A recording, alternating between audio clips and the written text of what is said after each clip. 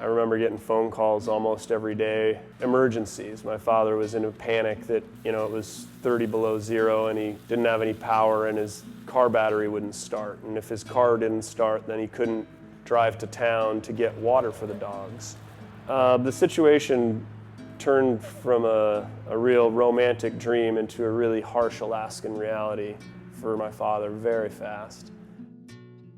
And he came out to Alaska to try to run the Serum Run, which is basically like a 1,000 miles by sled dog through the Alaska wilderness. And I was in LA at the time, and I got a phone call, from another musher, and they said, my father had passed away, and what I wanted to do. The animal control had come and assessed the dog situation and had determined that they were going to put 80 to 90% of the dogs to sleep.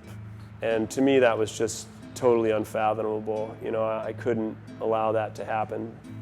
Got on a plane and flew up here and basically moved into my dad's trailer on the property out there in Willow and kind of took over the daily responsibilities of taking care of the dogs.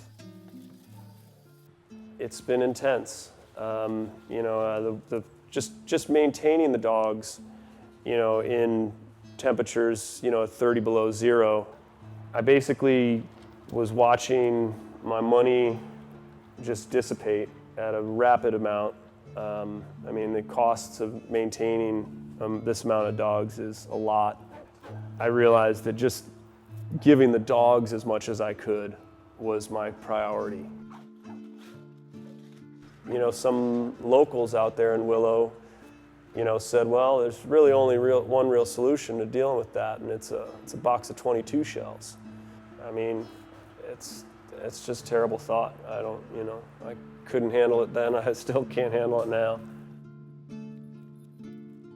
So on some level, this was a real spiritual journey for him with these dogs. To me, it was this letting the dogs go be put down was just, it was unfeasible. I just couldn't do it. After my father had passed away it was the hardest, saddest thing I could have imagined. It was like every time I walked around and pet one of these dogs,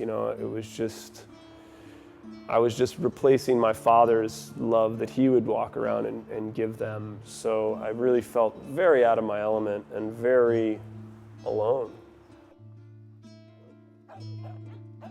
I've committed pretty much all my time and almost all of my money to the situation, and I've got to see it through. Best case scenario for these dogs is that the people that are looking for a dog reach out and try to adopt one of these dogs and bring it into their lives. That would be my ideal. My ideal would be to really move as many of these dogs into loving home situations as fast as possible. And they're giving them their freedom. I really, being able to allow them to get off these chains and to be able to run and just be dogs. For the most part, these are not a typical super high energy sled dog, Come here, you little sweetheart. All right, come on, you're coming up with me. Come on up on my lap. Yeah. And this is Humphrey. And these are the kind of dogs I think that they should be, as little snuggly, fluffy lap dogs. Say hi, say hi.